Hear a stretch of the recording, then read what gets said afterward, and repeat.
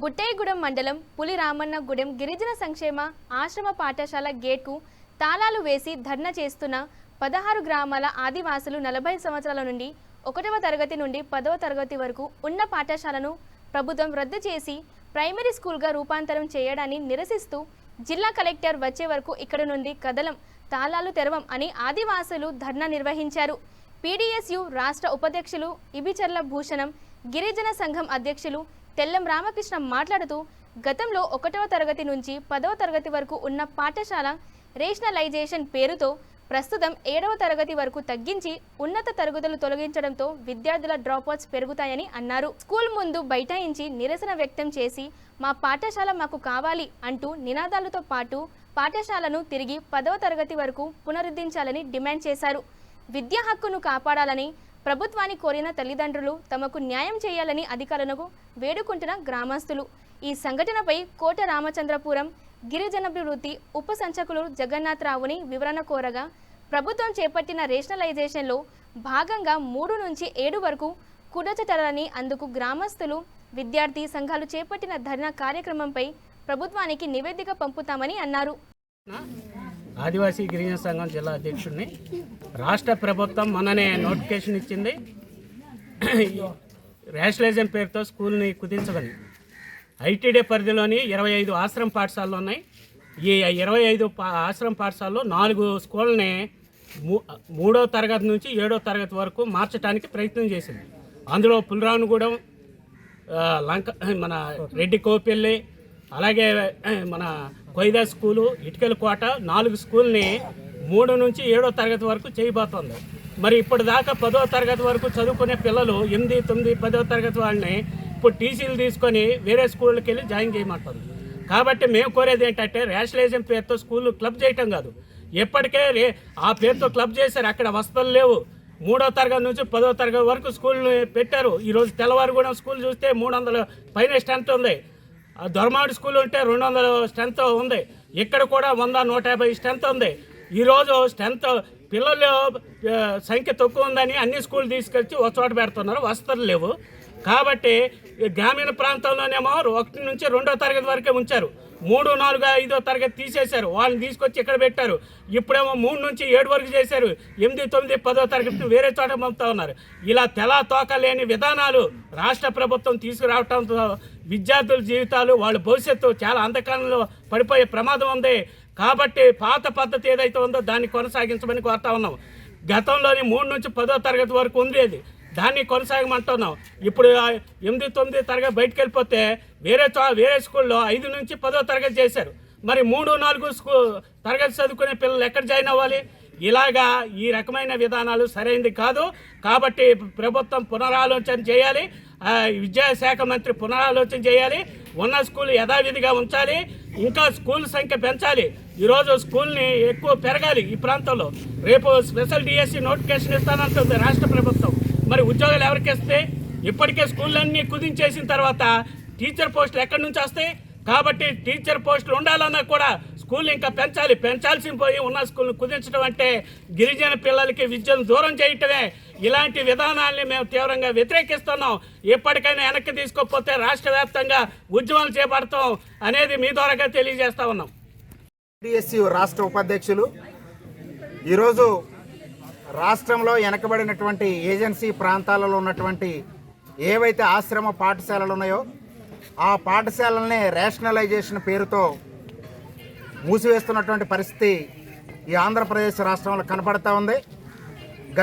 గత ప్రభుత్వం కూడా ఇదే విధంగా అనేక పాఠశాలల్ని, అనేక హాస్టళ్లని మూసివేసినటువంటి దుస్థితి ఈ రాష్ట్రంలో ఉంది.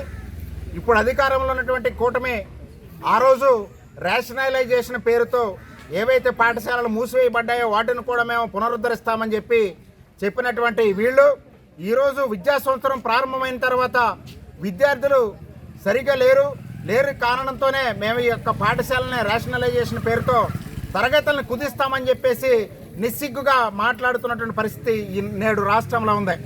మేము ఒకటే అడుగుతూ ఉన్నాం, ప్రగతిశీల ప్రజాస్వామ్య విద్యార్థి సంఘంగా ఈ గ్రామం పిఆర్గూడెం పులిరామన్నగూడెంలో ఉన్నటువంటి ప్రజల తరపున ఇక్కడ అనేక మంది ఈ ప్రాంతంలో చదువుకొని ఎంతోమంది మరి ప్రయోజకులైనటువంటి పరిస్థితి ఈ పాఠశాల నుంచి ఉంది.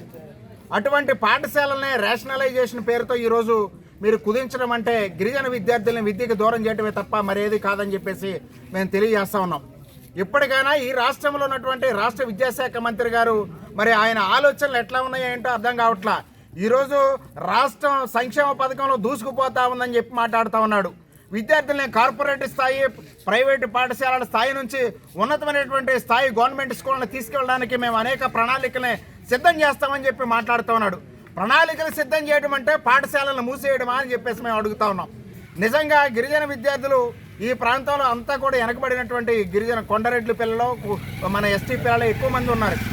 అటువంటి వాళ్ళని ఇక్కడ నుంచి వేరే చోటకి తరలించి ఇది చేయాలంటే వాళ్ళు అక్కడికి వెళ్ళి విద్యను అభ్యసించలేనటువంటి పరిస్థితి ఉంది. డ్రాప్ అవుట్స్ పెరిగేటువంటి ప్రమాదం ఉంది. కాబట్టి యథావిధిగా ఇప్పటికైనా రాష్ట్ర ప్రభుత్వం, ఇక్కడ ఐటీడీఏ డిఓ గారు కానీ, డీడీ గారు కానీ, ఈ జిల్లా కలెక్టర్ గారు కానీ దీనిపైన తక్షణమే స్పందించాలి. ఎవరైతే ట్రైబల్ కమిషనర్ అయితే ఎవరైతే ఉన్నారో, అట్లాగే ఎస్టీ కమిషనర్ చైర్మన్ ఎవరైతే ఉన్నారో వాళ్ళందరూ కూడా దీనిపైన స్పందించి ఎక్కడ స్కూళ్ళను అక్కడే యథావిధిగా కొనసాగించేందుకు వాళ్ళు చర్యలు చేపట్టాలని చెప్పేసి కోరుతున్నాం. లేని పక్షంలో ప్రగతిశీల ప్రజాస్వామ్య విద్యార్థి సంఘం, ఇతర విద్యార్థి సంఘాలు, ప్రజా సంఘాల ఆధ్వర్యంలో ఈ ప్రభుత్వానికి పెద్ద ఎత్తున నిరసన తెలిపే కార్యక్రమాలను చేపడతామని చెప్పి హెచ్చరిస్తూ ఉన్నాం. నేను DD tribal welfare ITDI KRPuram మాట్లాడుతున్నానండి. ఈరోజు Pulramudigudem village government tribal welfare school, ashram school ఉందండి ఇక్కడ. ఈ ప్రభుత్వం వారు డైరెక్టర్ ట్రైబల్ వెల్ఫేర్ వాళ్ళు ఈ 10th అడ్మిషన్స్ని బట్టి, లాస్ట్ ఇయర్ స్ట్రెంత్ని బట్టి స్టాండర్డైజేషన్ ఆఫ్ స్ట్రెంత్ అని ఒక ఎక్సర్సైజ్ చేసి మన స్కూల్కి 240 మంది అడ్మిషన్ ఉంటే కేవలం 161 మందే ఉన్నారు. లాస్ట్ ఇయర్ అడ్మిషన్ చెప్తున్నాను, 3rd to 10th వరకు 161 మందే ఉన్నారు అనేసి ఈ స్కూల్స్ని అన్నిటిని స్టాండర్డైజ్ చేయాలి స్ట్రెంత్ ప్రకారం అని చెప్పి 3rd నుంచి 7th వరకు ఇవ్వడం జరిగిందండి. ఒక్కొక్క సెక్షన్కి 50 మంది లెక్కన 200 మంది అడ్మిషన్ తీసుకోవాలి. ఇంతవరకు అడ్మిషన్ 149 మందికి అయ్యింది 3rd to 7th వరకు. అయితే ఇక్కడ లోకల్గా ఉన్న పెద్దలు, పేరెంట్స్, చుట్టుపక్కల విలేజ్ వాళ్ళు అంతా ఏమంటున్నారంటే, ఇప్పుడు పూర్వం నుంచి కంటిన్యూ అవుతున్న పాఠశాల ఇది చాలా పాతది, హై స్కూల్ ఉండేది. దీన్ని సడన్గా ప్రభుత్వం వారు ఇలాగ తగ్గించడం అనేది కరెక్ట్ కాదు. మా పిల్లలు ఎంత దూరం వెళ్ళి చదువుకోగలరు, మీరు చదువుని ప్రోత్సహిస్తున్నారా లేదా అన్నట్టు చెప్పడం జరిగిందండి. అయితే వాళ్ళకి గవర్నమెంట్ తీసుకున్న డెసిషన్ని విశదంగా చెప్పడం జరిగింది, కానీ వాళ్ళు దాన్ని అంగీకరించడం లేదు.